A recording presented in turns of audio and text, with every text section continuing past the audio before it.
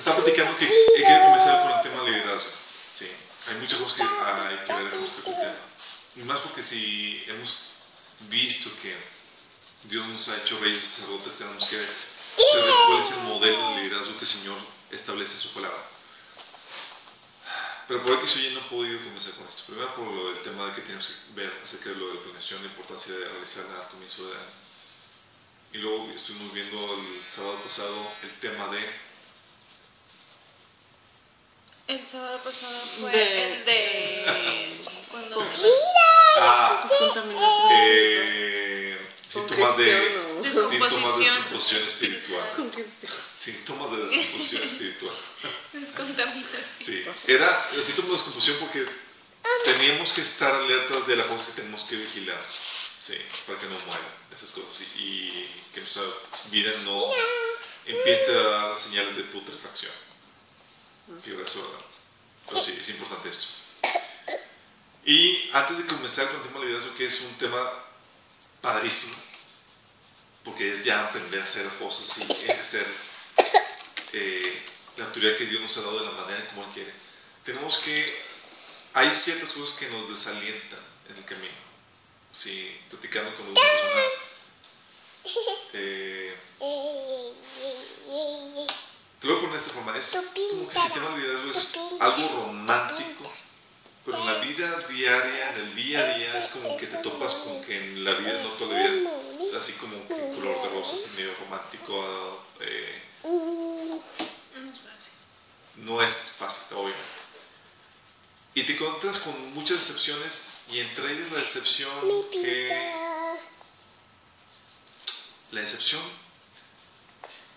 que tienes muchas de ti mismo. Sí. Y el tema que vamos a ver es tu lucha con el pecado. Sí. Y quiero darles una perspectiva bíblica acerca de ese tema, para que no nos desanimemos. Porque una cosa que Satanás va a querer hacer es desacreditarte, va a querer desanimarte y va a querer que caiga tu ánimo cuando lo que quieres hacer por hacer. Sí. Y es aquí donde tenemos que ver cuál es la perspectiva bíblica con respecto a esto, cómo se maneja, porque si bien la Biblia dice que hemos sido llamados a ser santos como su Padre, en la vida práctica parecía como que fallamos, cosas que sabemos que debemos estar haciendo, no hacemos. Realmente salen actitudes que, órale, y esto, y te sorprendes tú mismo de ti mismo. Te sorprendes. O caes en situaciones o en pecados que hacen mucho que no caes y de repente, ¿qué onda? O estás batallando con actitudes, vicios de corazón que se te hace difícil de hacer. Dices, entonces, ¿cómo puedo llevar esta vida de liderazgo y de propósito y de plenitud que la Biblia me enseña? No soy tan chapa. Estoy chapas. Bueno, es algo que es importante que veamos. Primero, hay unos puntos que quiero que noten y que ya saben que cuando notan se les graba mejor que cuando solamente escuchan. Una cosa que debes entender es que la lucha contra el pecado no se acaba cuando te entregas a Cristo.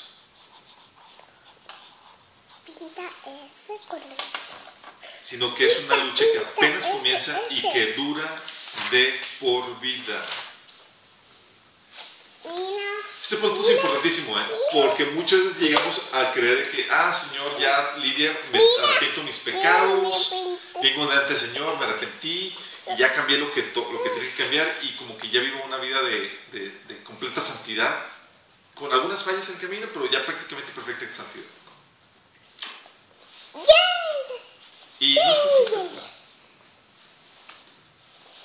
Tu lucha contra el pecado, o sea, las tentaciones no terminan cuando vienes al Señor. Es algo que debes de tener muy, muy en claro. Y es una lucha que dura toda tu vida. Vamos a Hebreos 12:4. Sí.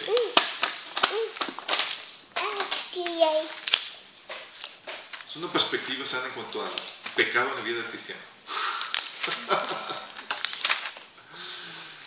Y es importante que hagamos esto porque, créanme, muchas veces Satanás va a querer venir a atacarte y desanimarte para que te la toalla.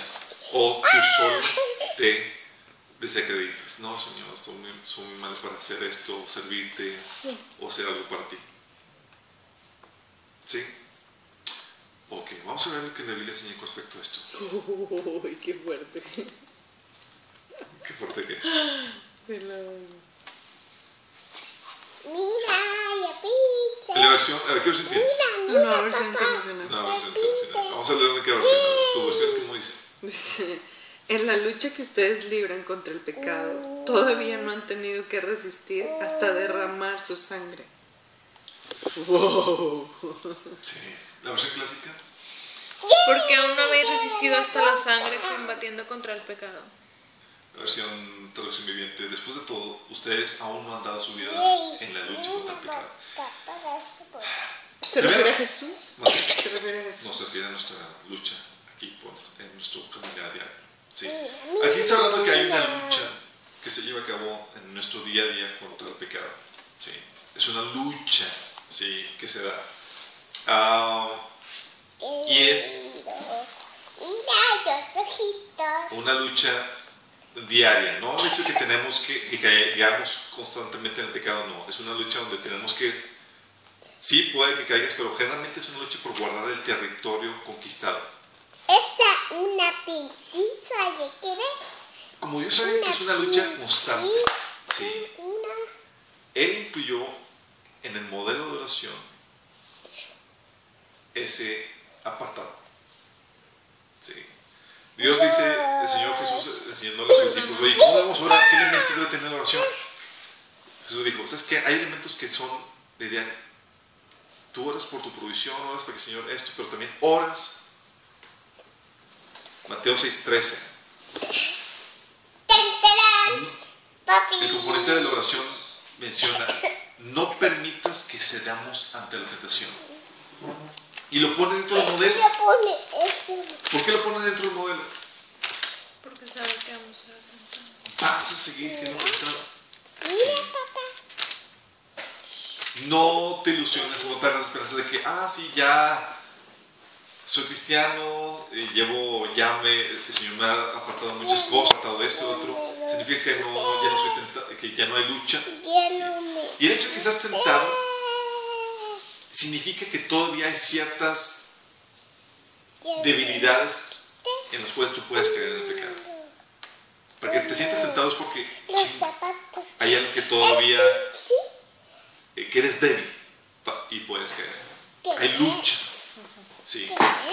Por eso dice aquí, no permitas que cedamos a la tentación. El hecho de ceder es una lucha donde caigo o no caigo. Y se dan cristianos, sí, se dan. Y es un apartado en este modelo de oración que el Señor Jesús nos enseñó, en el que te está diciendo, hey, espera que haya lucha contra la tentación. Sí, espera que sea tentado. De hecho, Lucas 4:13, ¿se acuerdan cuando Jesús fue tentado? Que vino tentación, y pensé que nada más fue tentado una vez y pues ya, Satanás se dio por vencido. ¿Sabes qué dice Lucas 4:13?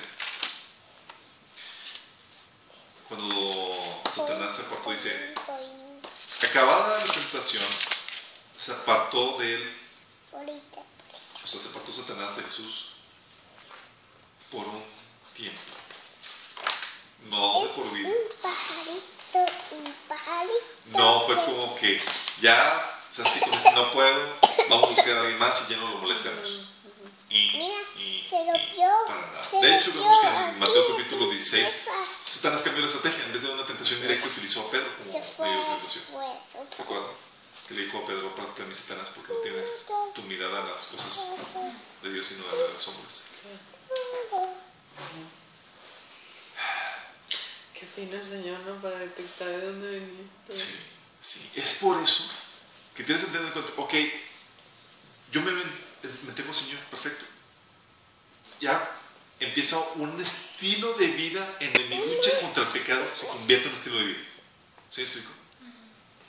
No es como que, ya como si nada, ya estoy libre de Porque si tentación. no, qué chiste, sería bien fácil. No. Y ese es empieza un proceso donde el Señor te empieza a confrontar con tus debilidades y con tus luchas internas. Y cada quien tiene sus luchas internas. Sí. Y los asuntos con que el Señor nos está confrontando. Y es donde dices, oye, es que, chafa, como dices, bien chafa que soy.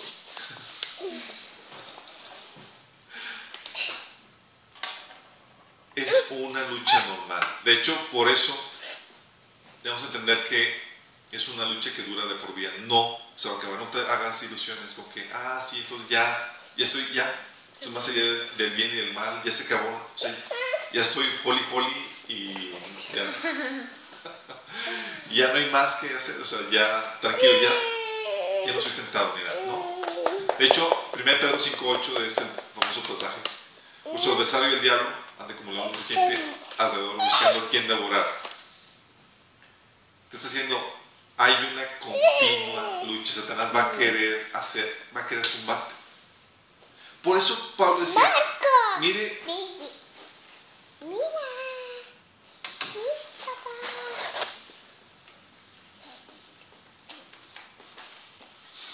por eso Pablo en 1 Corintios 10:12 te dice claramente esto. Dice, oye, tú llegas a un nivel de estabilidad en tu santidad, en tu caminar con el Señor. Dices, wow, o sea, lo estoy obedeciendo, estas cosas fluyendo como debe ser. Escucha la voz del Señor y soy obediente. El Señor, todo, y dice, así que empieza a estar firme. Mire que no caiga, porque puede llegar un punto en tu caminar con el Señor que, créeme, donde tú estás marchando bien. Haces tu checklist en tu relación con Dios y, wow, soy santo.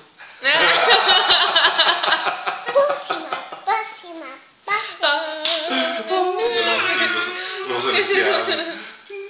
Sí. Pero Pablo te dice, el que piensa estar firme, mira que no caiga. Es decir, no bajes la guardia. Es como que todavía estar alerta por donde pueda venir el trancazo. Porque la guerra no se termina. Es una guerra que va a durar toda la vida. Sí. Y si no me crees, pregúntale a los cristianos de años. O sea, tienen, ¿cómo se llama el misionero este que tiene años en México? ¿El misionero? Sí, el que. Pues hay muchos. De Estados Unidos que está. Will Myers. En sus pláticas. Lleva años en su caminar con el Cristo. Años. Y él también comparte que su lucha contra el pecado no termina. Sí. Satanás a veces llega a tentar con pensamientos, con cosas, con actitudes, en donde tiene que uno estar alerta. Ya te identifiqué. Sí, porque las tentaciones siguen. Y vienen pensamientos y se te presentan en diferentes contextos, en diferentes situaciones. Tal vez fue una tentación directa con un pensamiento, así como Jesús en capítulo 4 de Mateo. O tratas de algunas personas, algún diálogo, y trata de inventarte algún pensamiento que no va de acuerdo al presencia del Señor. Etcétera, etcétera, etcétera. Hay un sinfín de presentaciones en las cuales se te puede dar esa lucha. Pero la lucha no termina. Tú puedes tener un nivel de estabilidad, así como lo menciona 1 Corintios 10:12, en donde dices, oye, estoy bien firme, todo está fluyendo como debe ser, escucho al Señor, lo estoy obedeciendo, siento la presencia de Dios en mi vida, todo bien. Cuidado, no te fíes. ¿Por qué? Porque la guerra no ha terminado. Sí.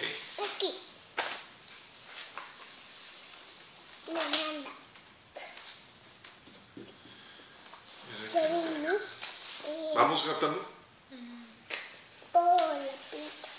Entonces, primera cosa que debes hacer es, primero, resígnate a que vas a luchar contra el pecado toda tu vida.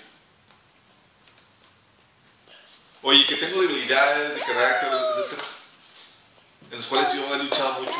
Prepárate, resígnate. Vas a seguir luchando toda tu vida. Vas a para mantenerte firme en ese sentido. Sí. No va a llegar un punto donde estoy del otro lado donde ya no soy tentado. No. Vas a caer menos, sí. Pero la lucha, la tentación, el que te ofrezca la oportunidad de pecar, vas a seguir ahí. Y vas a tener que tener o pararte para tomar la decisión correcta. De hecho, tú puedes decir, oye, ejemplos de personajes en la Biblia. Tú dices, oye, un Pablo, consagrado al Señor, compartió el Evangelio donde iba, llegó a toda su vida consagrado al Señor, levantando iglesias, amonestando. Decía Pablo, ¿quién cae? No, y yo no me indigno, quien llora no lloro con él. O sea, dices un ejemplo. Parece que se decía, oye, imítenme a mí así como yo imito a Cristo. Dices, wow, ¿qué nivel de santidad llegó a este tipo? Y luego te dice en 2 Corintios 12:7, 2 Corintios 12:7, dice que él llega a ser afligido porque tiene problemas con orgullo. Dice, para impedir que me volviera orgulloso se me dio una espina en la carne. Pablo, con problemas de orgullo. ¿Cómo? O sea, porque nunca se termina el proceso de la guerra contra el pecado. Dios decidió que en su lucha, porque su debilidad era el orgullo, Dios le dio una espina. Y, ¿sabes qué? Te la voy a dar permanentemente, Pablo, porque tu lucha es permanente. Sí, eres tentado en esa área. Se te puede sobrevencer así de volada y te voy a dar esa espina. Sí, y Pablo decía al Señor, quítamela. Porque sabía que era lo que lo mantenía. ¿Qué razón? Que te das cuenta que aún incluso grandes hombres de la fe, como Pablo, se veían luchando o con luchas con el pecado hasta el final de sus días. Si vamos captando, teniendo una dimensión, entonces tú dices, oye, sigo luchando contra el pecado. Bienvenido al club. No se va a acabar. Sí. Preocúpate cuando ya no estás luchando. Oye, no estés alerta. Por eso Jesús decía siempre, y a lo largo de la Biblia, el eslogan es velad y orad. Sí, para que no caigas en tentación. Porque tienes que estar alerta. Oye, ¿qué pasa cuando hay una guerra y estás en conflicto constante? Tú estás alerta, estás peleando, estás batallando, pero cuando parece que hay una paz, una tranquilidad, chicos, pareciera que se acaba la guerra. Muy bien. Sí, oye, pues ya no escucho balazos ni el enemigo por ningún lado. Que no te engañe esta porque la batalla no ha terminado. Sí, entonces se termina hasta el día que Dios te llama, ¿no? Hasta el día que estamos en su presencia y como dice Pablo que seremos transformados a su imagen. ¿Sale? Vamos a dar una imagen realista acerca de la iglesia en cuanto a este tema. Tú lees la Biblia y la Biblia te da una imagen sumamente real de cómo es el cristianismo y el caminar, su caminar en Cristo. 1 Corintios 5:1 ¿sí? Menciona que incluso dentro de la iglesia había casos incluso hasta de fornicación. De la índole que ni aún entre paganos se escuchaba. ¿Te imaginas? Sí. En ese caso, digo, para aclarar a los que nos están escuchando, era un cristiano estaba teniendo relaciones con su la madrastra. mujer de su papá. Con su madrastra. Con Morita. Con Morita. Tito 1, del 12 al 14, ¿sí? Habla de esa iglesia en la cual están pastoreando los cretenses. Dice que son mentirosos, manabestias, glotones y ociosos. ¿Qué onda con eso? 1 Corintios 3 habla de la iglesia de Corintios. Dice que había entre ellos celos, contiendas, disensiones, aparte del pecado de fornicación. En la iglesia. En la iglesia. Sí. Por eso Pablo en sus cartas, chicos, era un continuo exhortar a la vieja naturaleza y vístanse del nuevo hombre. Efesios 4:17 dice, les amonestaba, les decía, ya no vivan como los que conocen como los que no conocen a Dios. Esa amonestación era porque estaban dando a los cristianos señales de una vida todavía no renovada, no regenerada. Y Pablo en las amonestaciones decía, hey, ya no sé de eso. En tu caminar, de hecho, vamos, Efesios 4:17 dice, capítulo 4.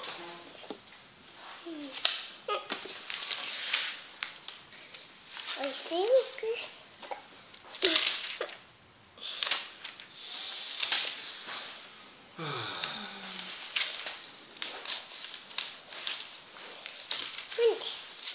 Ah, 4:17 dice, con la autoridad del Señor digo lo siguiente, ya no vivan como los que conocen a Dios. Y fíjate que esto se lo está diciendo a quién, a cristianos, no está evangelizando. Porque ellos están irremediablemente confundidos, tienen la mente llena de oscuridad, vagan lejos de la vida que Dios ofrece porque cerraron la mente y endurecieron el corazón hacia Él. Han perdido la vergüenza, viven para los placeres sensuales y practican con gusto toda clase de impureza. Pero eso no es lo que ustedes aprendieron acerca de Cristo. Ya que han oído sobre Jesús y han conocido la verdad que procede de Él, desháganse de su vieja naturaleza pecaminosa y de su antigua manera de vivir, que está corrompida por la sensualidad y el engaño. En cambio, dejen que el Espíritu les renueve los pensamientos y las actitudes. Pónganse la nueva naturaleza creada para ser a la semejanza de Dios, quien es verdaderamente justo y santo. Así que no dejen de decir mentiras. Digamos siempre la verdad todos porque nosotros somos miembros de un mismo cuerpo. ¡Ay, Señor! Además, no pequen al dejar que el enojo los controle. No permiten que esos... Y empiezan una serie de conversaciones ¡Ay, Señor! que Señor. atacan una problemática que estaba teniendo la iglesia de Jesús. ¿Por qué? Porque el pecado, ¿hay pecado en la iglesia? Sí, hay pecado. ¿Significa que ¡Ay, hay algo mal? Señor! No, significa que estamos en proceso de santificación. Pero santificación no implica que seas ¡Ah, no! perfecto. Sí.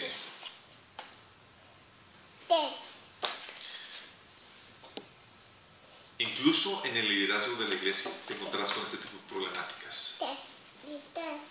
Gálatas 2:13. Pablo platicando del episodio en el que tuvo que reprender Pablo al líder de la iglesia de Jerusalén, que era Pedro. Y decía que decía Pablo, otros judíos imitaron la hipocresía de Pedro e incluso Bernabé cayó en el mismo problemático. Pablo tuvo que reprender en público. Sí, porque no estaba andando como el evangelio. Entonces hay pecado, sí hay pecado.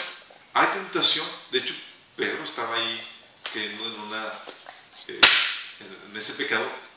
No.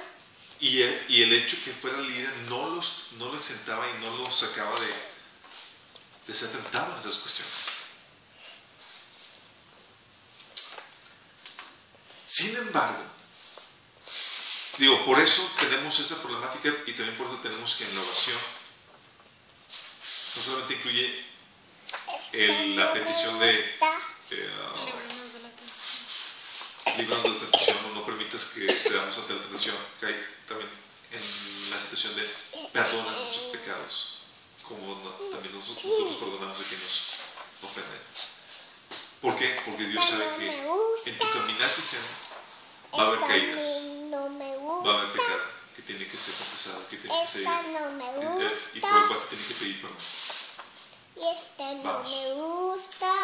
Y sin embargo, en medio de esta problemática, tú ves que Pablo le dice y le habla a los cristianos. ¿Cómo se dirige a ellos?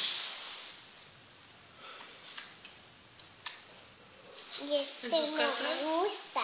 1 Corintios 1:2. No me gusta. Santos.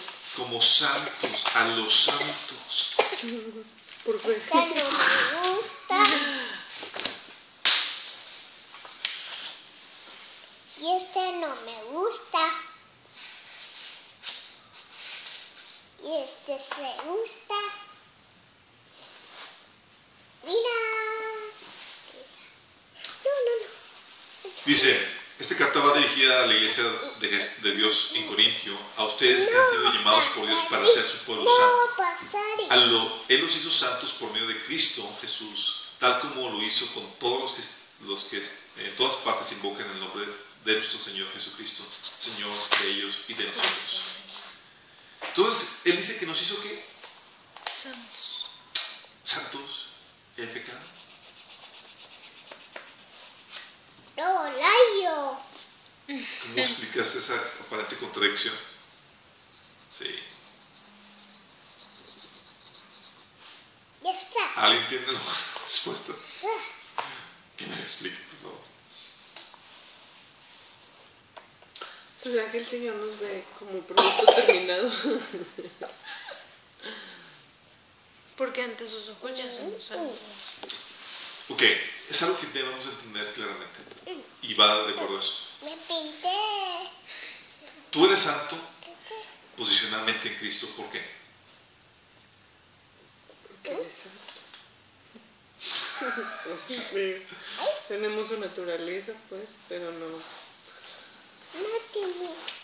Ay. Porque Jesús perdonó tus pecados. Santo en la Biblia tiene el mismo sinónimo de inocente. Y es un término legal que habla que delante del juez Tú ya eres. ya eres inocente. Tú eres santo, no eres culpable. Y en términos legales, tú eres santo por lo que Jesús hizo por ti en la cruz. El juez te quiere acusar, te quiere, está delante del juicio, delante del juez, y te quieren condenar, pero tú ya fuiste condenado a Jesús. Eres declarado inocente, eres santo, no eres culpable, en pocas palabras. Pero esa santidad, esa santificación que renueva nuestro espíritu, en la práctica, no se traduce como una vida sin pecado por completo. Se traduce como una vida que empieza a vivir un proceso de regeneración. Sí. 2 Corintios 3:18. Es lo que el Señor hace. Empieza un proceso de santificación. Te lo voy a poner de esta forma.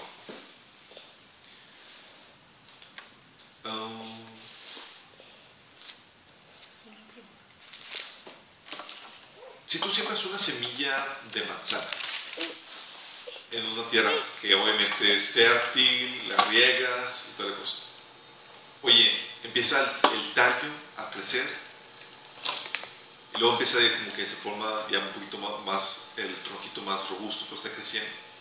El hecho que no veas manzanas significa que no es un árbol de manzana. No, ¿Cómo lo identifica o qué lo identifica como un árbol de manzana? La semilla. La semilla es su naturaleza.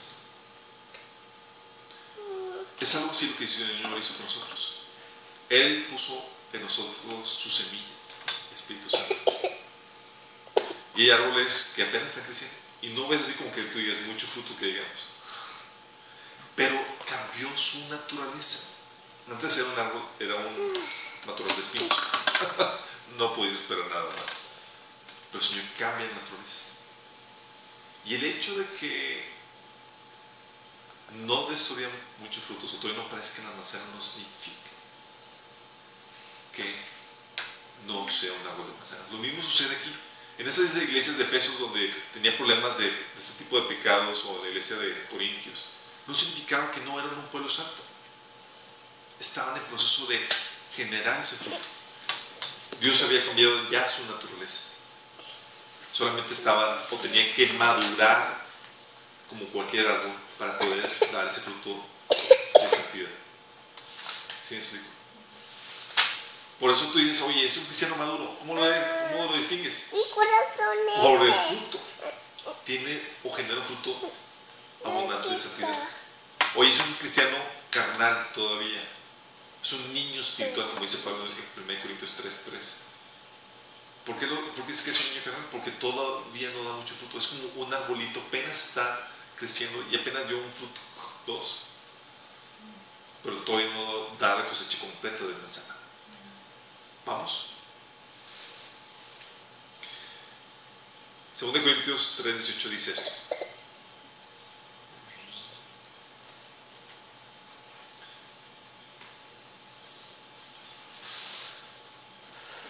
Dice, por tanto nosotros todos, mirando a cara descubierta como a un espejo la gloria del Señor, somos transformados de gloria en gloria en la misma imagen, como por el Espíritu del Señor. Somos transformados de gloria en gloria. Déjame leerlos en la versión traducción viviente, que está muy padre cómo se lee. Dice, así que todos nosotros a quienes nos ha sido quitado el velo, podemos ver y reflejar la gloria del Señor, su naturaleza, sus atributos.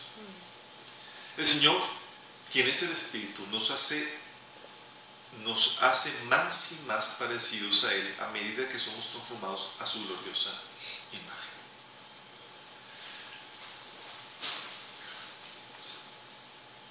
Dios nos llama santos porque somos santos, por lo que Jesús hizo por nosotros. Cambia, y la estrategia de Dios es cambia la naturaleza, tu naturaleza. Y porque cambia tu naturaleza te exige fruto. Tú podrías exigirle manzanas a un árbol de limones, a un matorral de espinos. No. En la Biblia tú ves que Pablo amonesta a los cristianos a que caminen en santidad, porque Dios cambió su naturaleza de ser un pueblo o un gente que no conocía a Dios, apartados de Él, gobernados bajo el reino de las tinieblas, a ser un pueblo que es santo, por lo que Jesús hizo por nosotros, porque sembró a nosotros su semilla. Vamos. Te lo voy a poner de esta forma.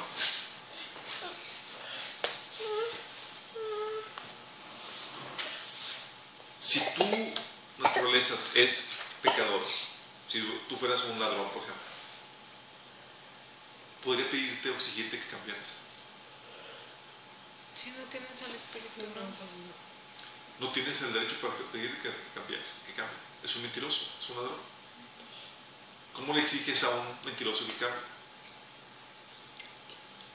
Si es por naturaleza pecaminosa. Exactamente. Lo que Dios hace es, primero te cambio tu naturaleza y entonces te exijo el fruto. ¿Va? Por eso Dios te puede exigir, hey, deja de hacer eso, porque ya cambié tu naturaleza. Eso significa que tu proceso de caminar con el Señor empiezas a vivir un proceso de santificación. Antes no peleabas contra el pecado, ahora peleas. No es su amigo. Sí. Ahora ya no es tu amigo. 1 Juan 1:8.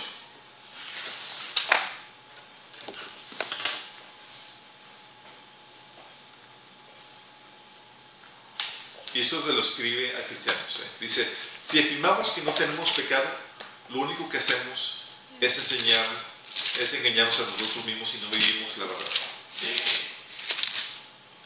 ¿Por qué te dice esto?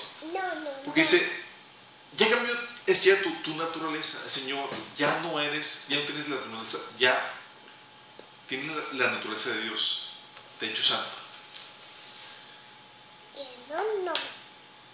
Pero tienes que entender una cosa, puede ser que no tengas ahorita pecado manifiesto, pero en tu corazón puede haber pecado latente. ¿A qué me refiero con eso? El pecado que todavía no ha surgido o no se ha revelado. ¿Sí? Como dice, digo,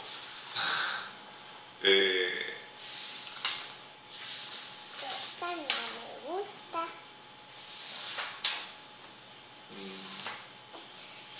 se me fue la frase.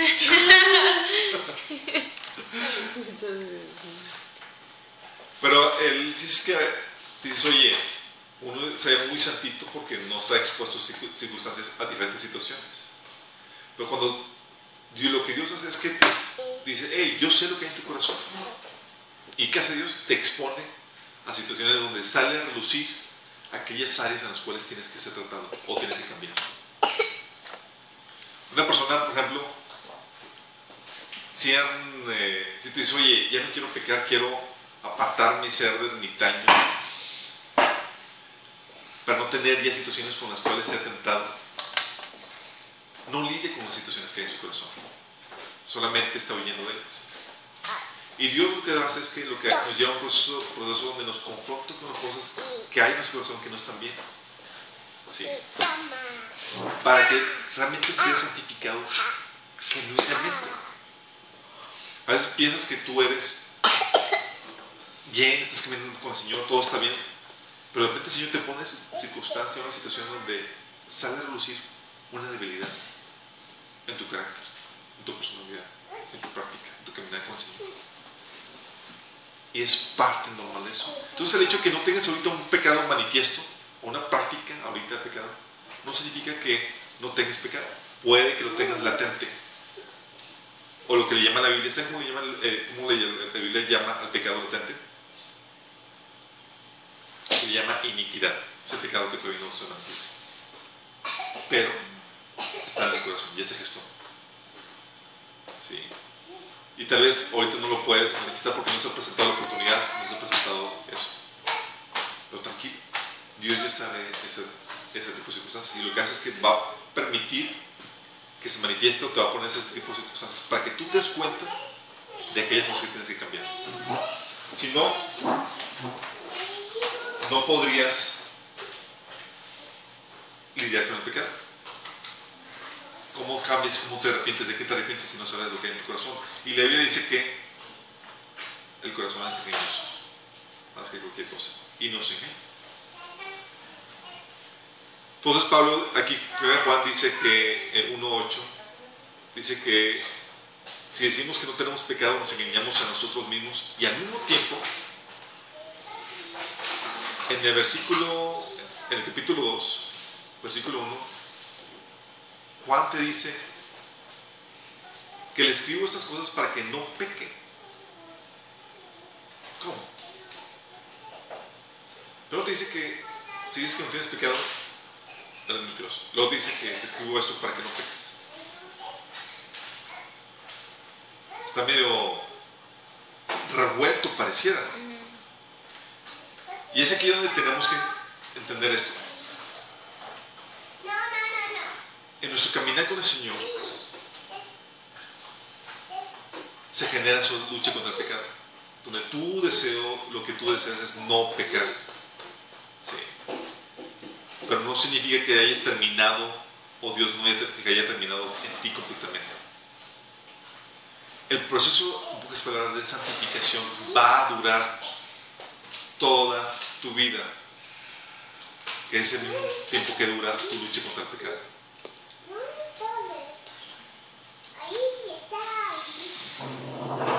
Vamos. Entonces sí, vamos viendo entonces que en tu caminar con el Señor va sacando cosas, actitudes. Aparecen en tu corazón, aparecen esas fallas, tienes que hacer guerra contra ellas. Sí, tienes que hacerlas morir. Pero tú dices, ¿la iniquidad se va gestando en tu caminar con Cristo? No. ¿O ya sí, estaba ahí? Es la que traías. Hay muchas cosas que no sabemos que tenemos en el corazón. Sí, y eso dices, órale. ¿Y la iniquidad puede ser por maldición generacional o una cosa así? Hay debilidades que pueden ser por generación, así es, pero generalmente es por el proceso, porque nacimos en una naturaleza corrupta, pecaminosa, porque nacimos separados de Dios. Y acuérdense que venimos en un proceso donde Dios empieza a santificarnos. Digamos que cuando aceptas al Señor, eres perdonado por los pecados conscientes. Todos. Sí, todos. te perdonan por todos. ¿Y la iniquidad? También. Ya está perdonada. Sí, la problemática no es que manifiesta. Así es. Pero la problemática con la iniquidad, o sea, con el pecado no manifiesto, es que tú no sabes de eso. Y mientras que tú no sepas eso, tú no puedes atacar o no puedes cambiar. ¿Me explico? Por ejemplo, ¿cómo sabes que tienes un corazón rebelde si no te pone el Señor en una situación donde seas confrontado con la autoridad? ¿O cómo sabes que tienes problemas con una falta de dominio propio en cuestión de dinero? Porque nunca lo has tenido. Sí. O cómo sabes que tienes problema de X o Y. Dios te pone esas situaciones. Dios ya sabe de qué pata flaqueas o cojeas, mejor dicho. Lo que hace Dios es que te lo expone a ti, no te presenta esa debilidad para que tú puedas atacarla y vencerla al Señor. Sí. ¿Vamos? Entonces, tu caminar con el Señor está caracterizado por una lucha continua y constante con el pecado. Esa lucha va a haber victorias, muchas victorias, pero también va a haber derrotas. Empiezas, en otras palabras, un proceso de santificación. Por eso Pablo te dice, hey, sí, hay pecado en tu vida, dice Juan, si dices que no tienes, estás mintiendo. Pero te lo escribo para que no peques. Es decir, estás en un proceso de santificación. Tu deseo, tu lucha es para que no caigas en el pecado. Pero si caes tranquilo, es parte del proceso. ¿Va? Vamos soltando la dinámica que se genera con esto. Y es aquí donde dices, oye, ¿qué hago con las caídas? Porque tu lucha va a ser toda la vida. Y en esa lucha, unas vas a ganar y unas cuantas vas a perder. Pero que también nuestro anhelo sea no caer, porque hay gente muy conformista de que, ay, pues mañana pido perdón. Exactamente. Y eso no vamos a ver esto. ¿Qué haces con las caídas? Primero, si tú eres un genuino cristiano, Te arrepientes. la caída te debe de doler. ¡Auch! Duele. ¿Por qué te duele? Duele defraudar a tu Señor. Duele quedarle mal.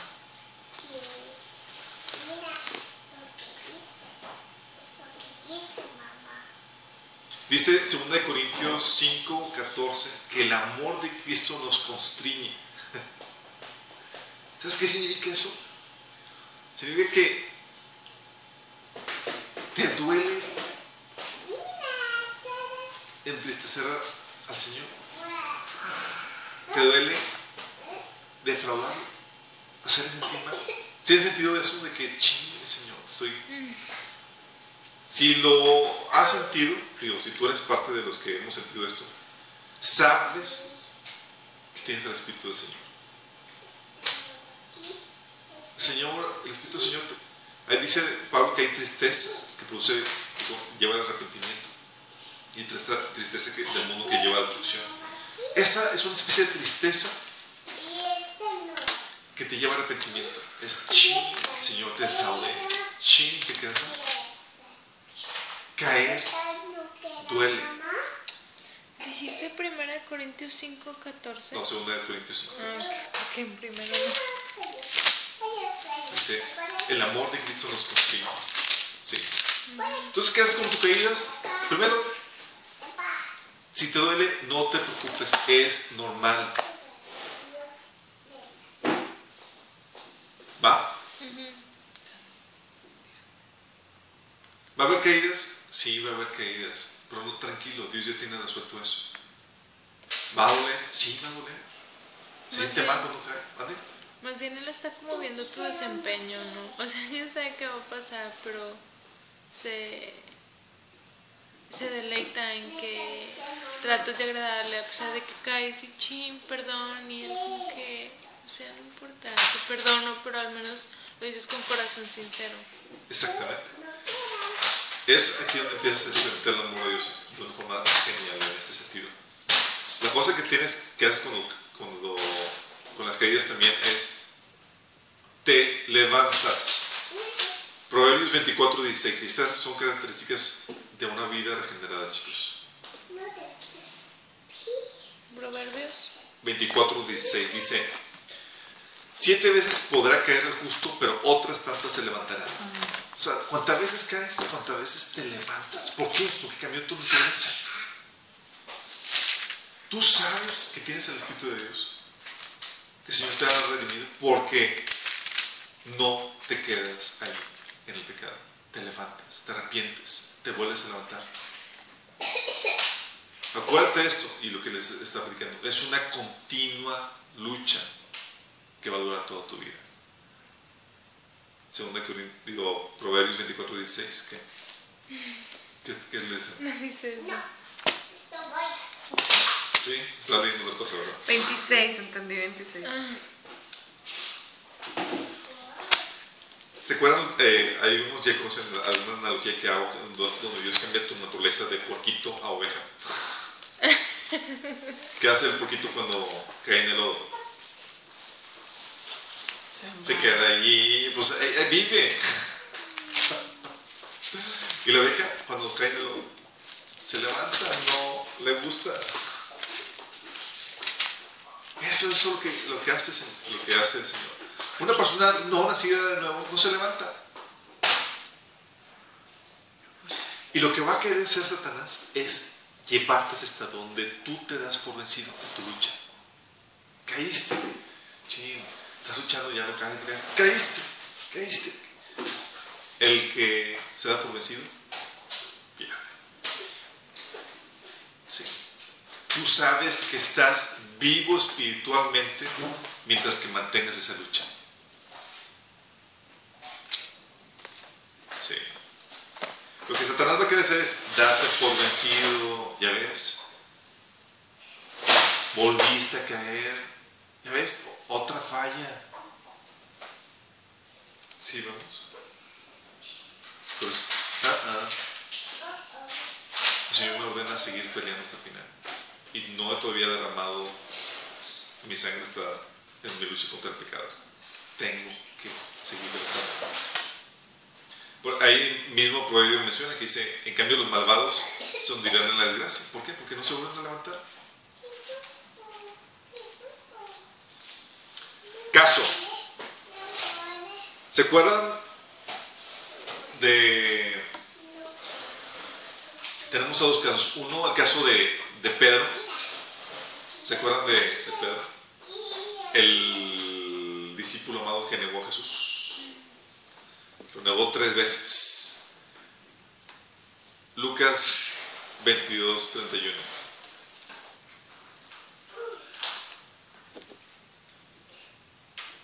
Fíjate lo que le dice Jesús a Pedro.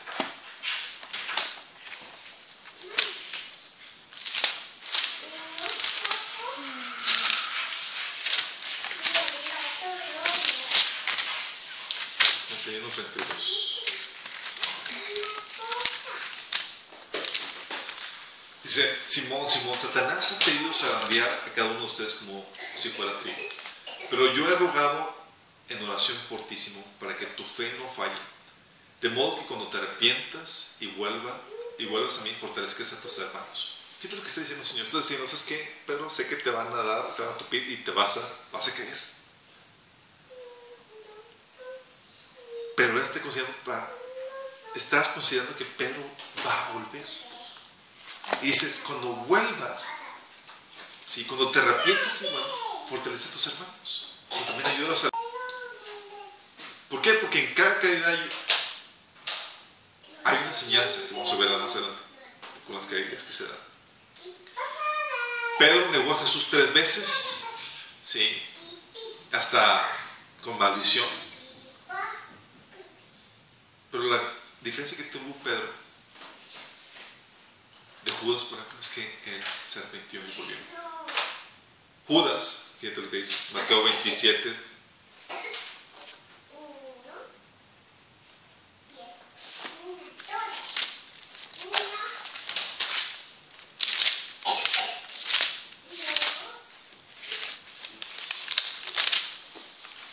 Mateo 27 del 13 al 7 dice, cuando Judas, quien lo había traicionado, se dio cuenta que había condenado a muerte, se llenó de remordimiento. Wow, Judas sintiendo remordimiento. Sí, sintió remordimiento.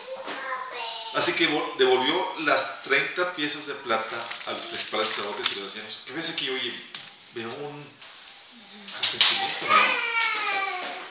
He pecado, declaró, hasta hubo confesión, porque traicioné a un hombre inocente.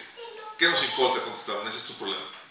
Entonces Judas tiró las monedas de plata en el templo, salió y se ahorcó.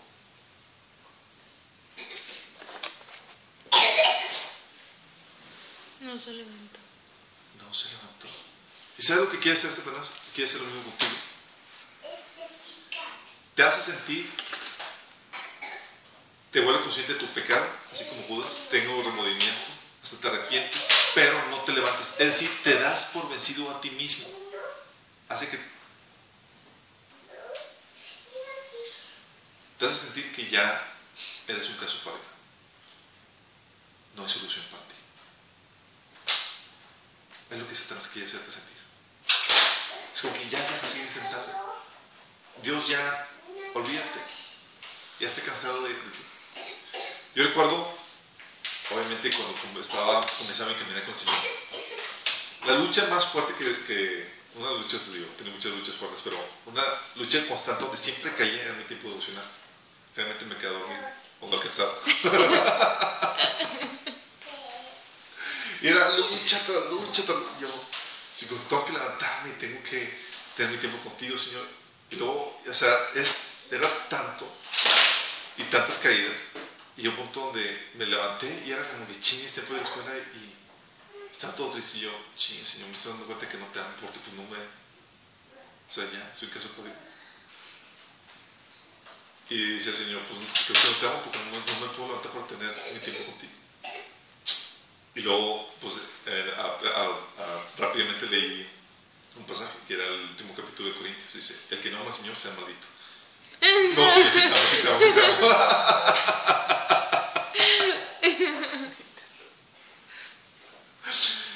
Y es la forma en que muestras el amor al Señor. No en que caes, sino que te levantas.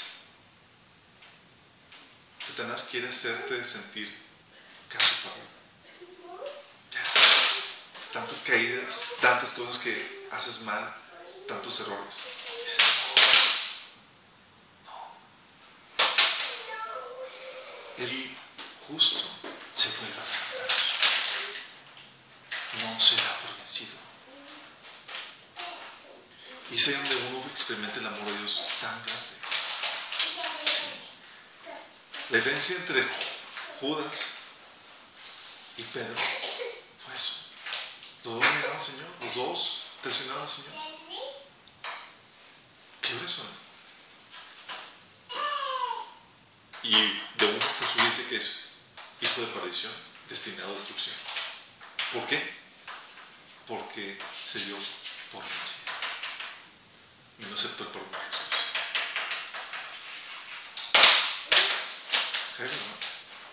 Entonces dice: oye, estoy en una lucha constante. Pues, no te rindas. La lucha va a durar toda la vida. No te rindas. Sigue tomando de la gracia y el perdón de Dios cada que lo requieras. Vuélvete a levantar, vuelve a luchar. No puedes dejarte caer, postrado. No seas como Judas, que sintió remordimiento y se cuenta que había pecado, se arrepintió, pero se dio por vencido. Soy un caso perdido, no quito la vida. Entonces, caer te duele. Sí, hay remordimiento. Te levantas, es lo que estamos viendo. Lo otro es, confiesas tu pecado.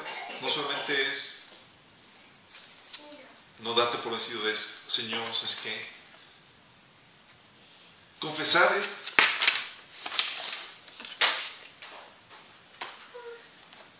venir delante de Dios y estar de acuerdo con Dios en que lo que hiciste está mal. Si no estás de acuerdo en que está mal, no vas a poder confesarle tu pecado. El Señor, ¿sabes qué? Hice esto, perdóname. Lo otro es dejar de practicar, y es ahí donde está la lucha constante y continua. Efesios 4:28, por ejemplo, Pablo decía a los cristianos en la iglesia de Efeso: el que robaba, no robe más. Tienes que entender que tienes que cambiar tu práctica, y en la práctica es donde se lleva la lucha constante. Hay personas que tienen debilidades, ¿sí? Vicios de carácter, luchas en algunas áreas. Tienes que luchar para cambiar esas cosas. ¿Cómo se puede generar esa victoria? Bueno, ahorita vamos a hablar acerca de eso. Pero una cosa que debes considerar en tus caídas es que debes de considerar perdonarte. ¿Sabes que muchas veces somos nosotros más severos que Dios? Somos jueces sin misericordia hacia nosotros mismos.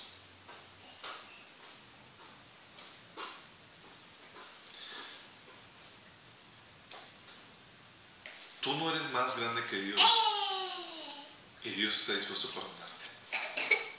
Siempre.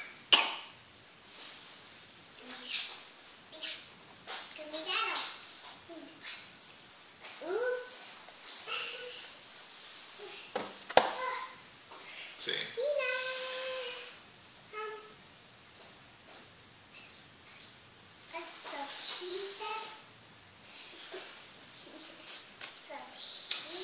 ¿Sabes qué te ayuda a entender este proceso del perdón a ti mismo? Porque a veces somos muy severos. Acompáñenme a Romanos 11:32. Y es como que un alivio.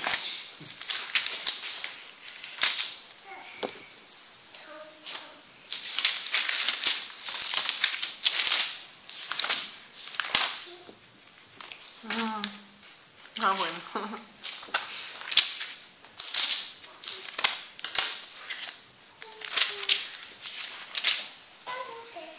Fíjate lo que dice. Una versión clásica. Dice, porque Dios sujetó a todos en desobediencia. ¿Para qué? Para misericordia. Para tener misericordia de todos. Se me acabó la batería. ¿No la compu? Sí, que no prendí bien esto. Pero déjame conectar.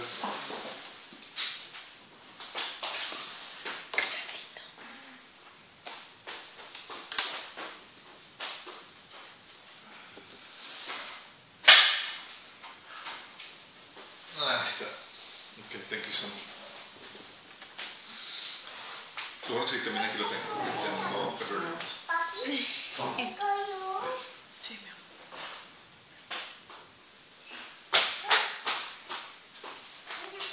¿Qué dice entonces este versículo? Que Dios sometió a todos a la desobediencia para tener misericordia de todos. ¿Qué razón? ¿Sabes qué te está diciendo eso? Te está diciendo que Dios se previó de antemano tus errores. Y de hecho, Él consideró que la forma en que tú pudieras experimentar su amor, su gran amor, ¿sabes cómo era? Poniéndote a ti en una posición de pecado, para que vieras que Necesitas un salvador. necesitas un salvador, pero necesitas que no eres, que lo que te da, el amor que Él te da, No, es puro afecto de Él hacia ti, no porque te lo merezcas. Sí, si no queremos en orgullo, ¿no? caeríamos en orgullo. Es como que, wow, me puso en un momento de tanta debilidad. O sea, no merezco ser amado, pero me ama. Entonces entiende que tu estado de tu debilidad, tus fallas, te llevan a experimentar el amor de Dios y a probar cuán grande es el amor que tiene hacia ti. Pienso en Satanás, Lucifer, ¿no? Al principio, cuando era parte de Dios en su sentido de lo más lindo, y como que Dios dijo, canijo no vuelve a pasarme, ¿no? O sea, porque lo que le dio tanto lugar que él se enorgulleció tanto. Sí, lo hizo tan fuerte, tan bello, tan perfecto, que en cambio a nosotros nos cubrió con una debilidad tan latente que lo que hace es que nos hace estar conscientes del tremendo amor de Dios para nosotros. Si te das cuenta que lo que te está enseñando este pasaje es tranquilo, Dios considera tu pecado, pero para Él no es problema. Su amor cubre todos tus pecados. Por eso puedes venir delante de Dios y te vuelve a abrazar, no te va a rechazar. Y ese cada vez que me vuelve a aceptar, te vuelve a aceptar. ¡Wow! Entonces, pues ¿cuánto me ama? Y es algo que debes de tener en cuenta. Si tú consideras que el amor de Dios tiene un límite en ese sentido, te vas a portar, pues ya la harté. De hecho, a veces yo digo con el Señor, es que Señor, ¿cuánta paciencia tienes conmigo? En serio, yo me hubiera... Ya, sí. Yo me hubiera corrido, sí. Pero no, tú ves tras vez y me vuelves a cubrir y no dejas de creer en mí y no dejas de apostar en mí, no dejas de darme, de cubrirme con todo. Wow. Qué tremendo, ¿no? Entonces dice, Dios sometió toda su desobediencia para tener misericordia y decir, quiero que veas cuán grande es mi misericordia y cuán grande es mi amor para contigo. Tu pecado, tus errores te llevan a experimentar esa misericordia. ¿Va? Entonces perdónate. Estate consciente que Dios te perdona, te mandó por tus pecados. punto con las caídas. Por favor, aprende de ellas, capitaliza la experiencia. Oye, ¿sabes qué? Vi que caí, pero porque fui muy imprudente, bla, bla. O por ejemplo, yo en mi caso sé que cuando estoy cansado, soy en un estado de cansancio físico, soy propenso a decir cosas que no debo, soy más propenso a caer con una situación normal. Entonces, me identifico en eso, como ahora le digo, estas cosas que estoy diciendo, que estaba pensando, es por una situación. Pues estás cansado, no te expongas a situaciones, tú te vas conociendo. Oye, ¿sabes que tengo esta debilidad? No te expongas, ya sabes que tienes eso. Capitaliza la experiencia. Y el otro punto que debes de tener en mente: nunca dejes que el pecado te defina.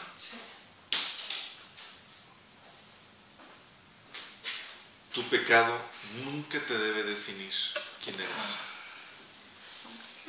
Debe definir quién eres. ¿Cierras?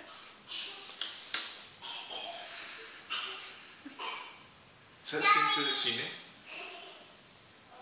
El que te define es Jesús. Y tú te debes definir por lo que Él hizo, por la obra que Él hizo por ti en la cruz. Satanás va a querer definirte por tus pecados, por tus caídas. Cada vez que sucede eso, tú tienes que redefinirte, y es donde está la lucha. Yo soy quien dice Jesús que soy y quien Él me ha hecho ser. Por eso tú ves en los evangelios Pablo vez tras vez diciendo a la iglesia y dirigiéndose a ellos como los santos, y a los santos, y escribo los santos, y los santos para aquí, y los santos para acá. Y dices, ¿qué onda? Pues estás haciendo un trabajo de definición. Que te caiga el 20 que Dios te hizo santo. Porque si no te cae el 20, o si te consideras en tu definición eres un pecador, ¿cómo le dices a un pecador que cambie? Si es un pecador, le cambias su naturaleza, lo haces santo, y entonces le puedes decir que cambie, porque no va de acuerdo a su naturaleza. ¿Sí? ¿Vamos bien? Sí, o sea, ya no es como que, como tú dices, o sea, a un ratero, a los manitos los vas a llamar santos porque ni siquiera saben. Exactamente. Y aparte es un proceso donde el Señor te cambió la naturaleza y Él te puede exigir que cambies. Ya no eres mentiroso. Cambia. Sí. Ok, y en esa lucha que tenemos, quiero darles unos puntos que les ayuda o nos ayudan a vencer el pecado.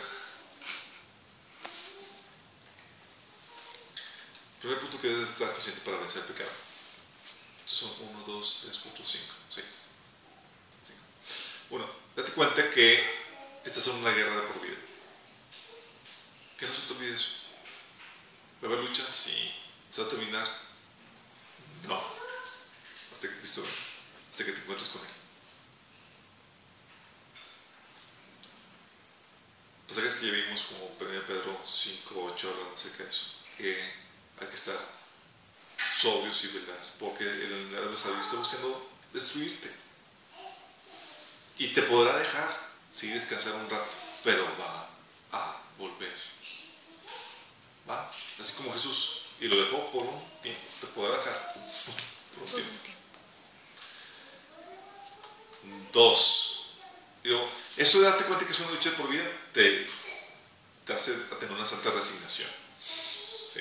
No, y que no es que ahorita estoy pecando porque ya el Señor se olvidó, yo ando mal o no sé qué, no, o sea, pues que está en la tentación y dale otra vez para adelante. Exactamente. Tu victoria depende de tu comunión con Dios. Es decir, te separas, ya no tienes tu relación con Dios, no estás teniendo tiempo de calidad, vas a caer fácilmente.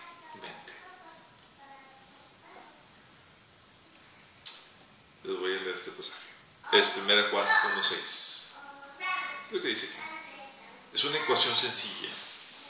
1 Juan 1:6 dice: si decimos que tenemos comunión con Él y andamos en tinieblas, mentimos y no practicamos la verdad. Entonces, ¿qué significaría si digo que tengo comunión con Él? ¿Cuál es la consecuencia? Tu estilo de vida cambia. Dice que entonces no andaría en tinieblas y practicaría la verdad. Todo parte de tu comunión. ¿Sí? Si tienes comunión con Él, no vas a andar en tinieblas y vas a practicar la verdad. Te está diciendo en pocas palabras que, hey, tu victoria sobre el pecado no depende de qué tantas ganas le pones. Depende de tu relación con el Señor, de que estés unido en pecado. No es que, sí, voy a cambiar. No. ¿Quieres cambiar? Señor, necesito una cita contigo. Necesito estar contigo más tiempo. Necesito empaparme de ti. Primero, Juan 15:5. Lo reitero, yo soy la vid, vosotros los pámpanos, el que permanece en mí, yo en él, lleva mucho fruto, pero separados de mí, nada podéis hacer. Esta es una obra que se da cuando estás en comunión o relación con Dios, te lleva a vencer, pero por su espíritu, no por tus fuerzas. Romanos 8:13. ¿Me acompañan? Porque si vivís conforme a la carne, moriréis. Mas si por el Espíritu hacéis morir las obras de la carne, viviréis. La versión traducción viviente. Dice, pero si viven obedeciéndola, morirán. Pero si mediante el poder del Espíritu hacen morir las acciones de la naturaleza pecaminosa, vivirán. Es por el Espíritu que podemos vencer eso. En tus fuerzas, ni a la esquina. Sí, no vas a poder hacer. Dices, oye, pero es que yo lucho y batallo y no cambio esto. ¿Qué tal? ¿Cómo está tu relación con Dios? ¿Te estás metiendo con Él? ¿Te estás clavando? Porque la santificación es producto de estar en su presencia, de experimentar su llenura por el Espíritu Santo. Va. Mateo 26:41 menciona que para no caer en tentación hay que tener una vida de oración. Velad y orad para que no caigáis en tentación. Velad te está diciendo, hey, hay que estar alerta espiritualmente. ¿Cuáles son las áreas donde Satanás puede atacarme? ¿Por dónde puede venir el guamazo? Y orar es, Señor, aquí estoy en tu presencia. Ayúdame. ¿Sí se cuenta cuán importante es tu relación con Él? Y cómo tu caminar refleja si estuviste en la presencia de Dios. Pues nos salvó para eso, para restaurar nuestra relación con Él. Es el todo de todo.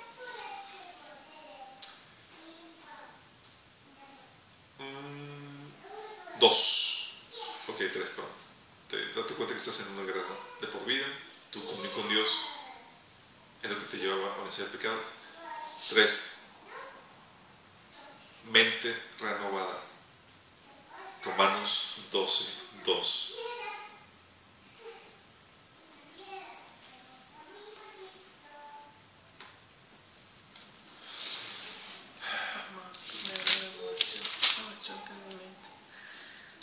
No imiten las conductas ni las costumbres de este mundo, más bien dejen que Dios los transforme en personas nuevas al cambiarles la manera de pensar. Entonces aprenderán a conocer la voluntad de Dios para ustedes, la cual es buena, agradable y perfecta. Entonces diciendo que, ¿sabes qué? En tu lucha con el pecado, en tus fallas, por eso parte de tener relación con Él es, tienes que renovar tu mente. Hay muchos hábitos y muchas cosas que no cambian porque no has aprendido a pensar como Dios piensa. Tal vez tú te sigues sintiendo como víctima porque tú sigues como pensando porque no piensas como Dios piensa. Tal vez sigues experimentando orgullo en tu corazón porque estás viendo cosas de forma incorrecta.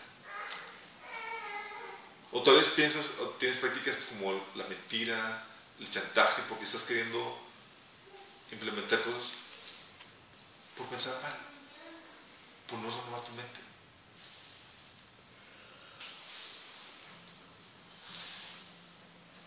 Hay situaciones en donde unos quieren dejar de pecar, pero no pueden. Están atados, saben que está mal. ¿Sí? Pero hay otros que simplemente no quieren. No han hecho que su forma de pensar sea igual a la de Dios. Hay que cambiar nuestra forma de pensar. Eso es lo que significa arrepentimiento. Cuando quieres pero no puedes, ¿sabes qué te ayuda mucho para hacer esas ataduras? El ayuno. Ayuno, que es el ejercicio del dominio propio. Segundo Timoteo 1:7 dice que el Señor no nos ha dado un espíritu de cobardía, sino de poder, amor y dominio propio. ¿Es el cuarto? Sí. Ayuno. Esas situaciones, sí. Esas son las situaciones en donde tienes que ejercitarte en el dominio propio. El ayuno te ayuda a ejercitarte en eso. Lo que haces es poner el poder de Dios, que es por medio de su Espíritu, en nuestras vidas, ejerciendo tu voluntad para tomar control de tus acciones. El ayuno es eso, te ayuda, es una práctica para ejercer el dominio propio. Oye, ¿quieres comer? Pero ejerzo dominio propio. Y ese dominio propio ejercitado es lo que te lleva a tener victorias en diferentes áreas de tu vida. Tener una vida ordenada, etc. Para vencer el pecado también el otro punto es la presencia de Dios en tu vida.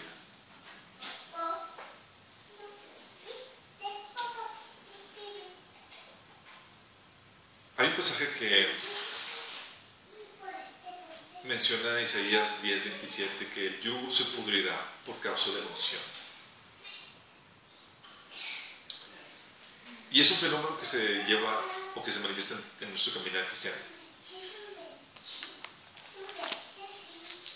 El yugo de pecado se pudre con la presencia de Dios en tu vida. Isaías 10:27. Es una analogía de cómo opera en cuanto a la libertad que Dios nos trae por medio del Espíritu.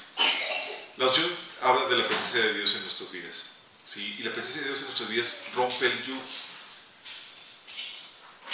Estaba platicando un amigo que estaba viendo una situación donde estaba siendo tentado y estaba en un hecho donde el Señor ayuda con eso porque voy a caer.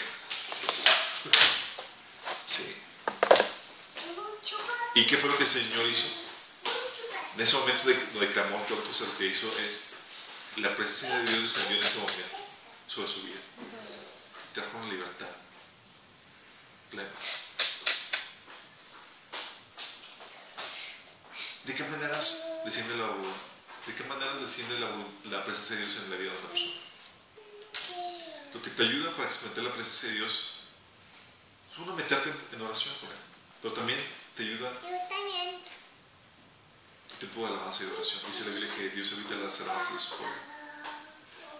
Si han llegado donde se experimenta la presencia de Dios cuando están en el medio de la alabanza y la adoración, dices, wow, Señor.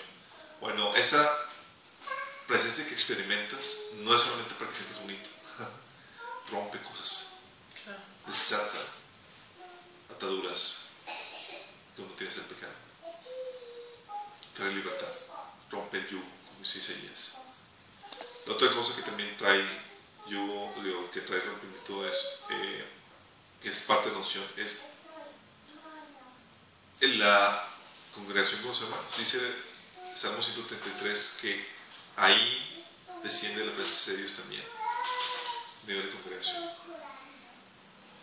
cuando habitan los hermanos juntos en armonía.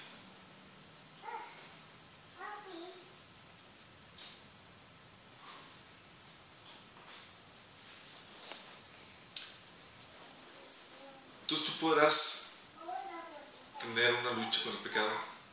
¿Caíste? Levántate.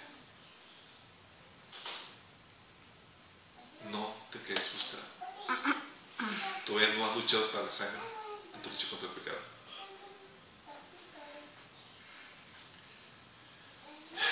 Tres cosas que las caídas te enseñan en tu parte. Tres cosas. Ya sé. Tú ves madurez en la vida cristiana porque las caídas en tu caminar, ¿sabes qué te enseñan? te hace tener humildad. Aprendes a caminar con humildad. Es decir, cuando caminas con soberbia piensas que ya no vas a caer, es invencible y todo está normal.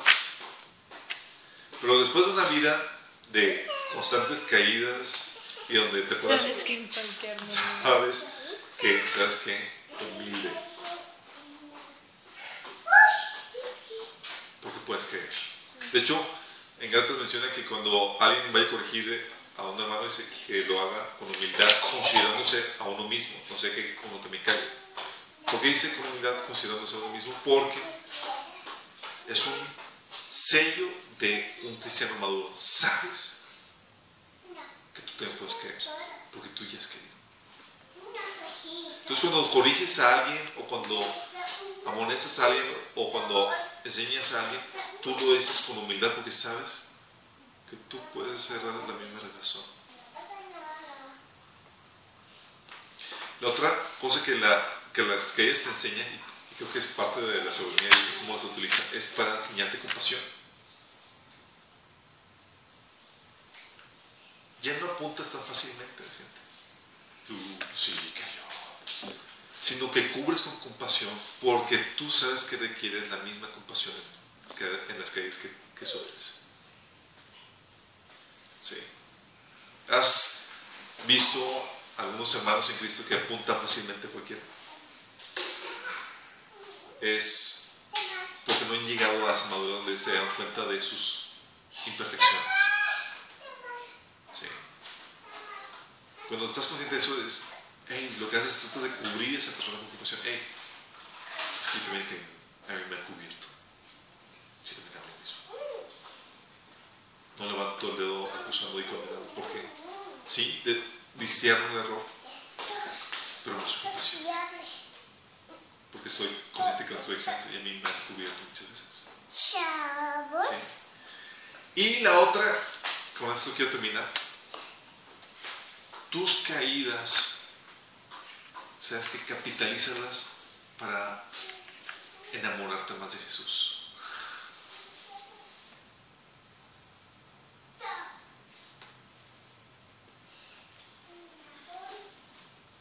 ¿Tienes luchas? ¿Tienes tentaciones? ¿Caes? ¿Te das cuenta que eres imperfecto?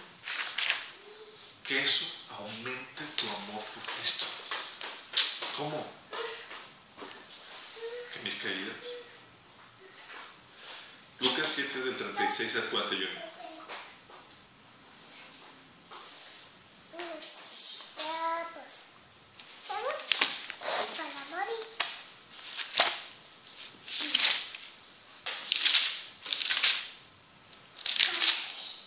Fíjate lo que dice, es una hermosa historia. Dice, uno de los fariseos invitó a Jesús a cenar, así que Jesús fue a su casa y se sentó con él. Cuando cierta mujer de mala vida que vivía en la ciudad se enteró de que Jesús estaba comiendo ahí, llevó un hermoso frasco de alabastro lleno de un costoso perfume. Llorando se arrodilló detrás de él a sus pies. Sus lágrimas cayeron sobre los pies de Jesús y ella los secó con sus cabellos. No cesaba de besarle los pies y le ponía perfume. Cuando el fariseo que le había invitado vio esto, dijo para sí: si este hombre fuera profeta, sabría qué tipo de mujer lo está tocando. Es una pecadora. Entonces Jesús respondió a los pensamientos del fariseo. Simón le dijo: tengo algo que decirte. Adelante, maestro. Respondió Simón. Entonces Jesús le contó la siguiente historia. Un hombre prestó dinero a dos personas, 500 piezas de plata, a unas 50 piezas de plata. Sin embargo, ninguna de los dos pudo devolver el dinero. Así que el hombre perdonó amablemente a ambas y les canceló la deuda. ¿Quién crees que lo amó más? Simón contestó: supongo que la persona a quien le perdonó la deuda más grande. Correcto, dijo Jesús. Luego se volvió a la mujer y le dijo: Simón, mira, a esta mujer que está arrodillada aquí, cuando entré a tu casa tú no me ofreciste algo para lavarme el polvo de los pies, pero ella lavó con sus lágrimas y lo secó con sus cabellos. Tú no me saludaste con un beso, pero ella, desde el momento en que entré, no ha dejado de besarme los pies. Tú no tuviste la cortesía de ungir mi cabeza con un aceite de oliva, pero ella ha ungido mis pies con un perfume exquisito. Te digo que sus pecados, que son muchos, han sido perdonados. Por eso ella demostró tanto amor. Pero una persona a quien se le perdona poco, demuestra poco amor. ¿Qué razón? Tu caminar con el Señor, cada vez que el Señor te perdona,